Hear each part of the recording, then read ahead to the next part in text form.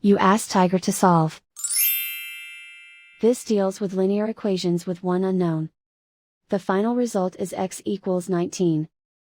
Let's solve it step by step. Swap sides. Isolate the x. Multiply both sides by x negative 10. Multiply the fractions. Simplify the arithmetic. Expand the parentheses. Simplify the arithmetic. Swap sides.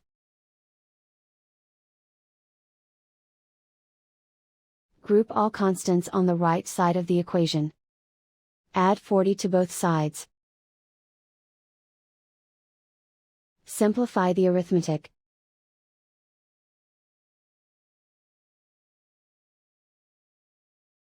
Isolate the x. Divide both sides by 4. Simplify the fraction. Find the greatest common factor of the numerator and denominator. Factor out and cancel the greatest common factor. And so the final result is x equals 19.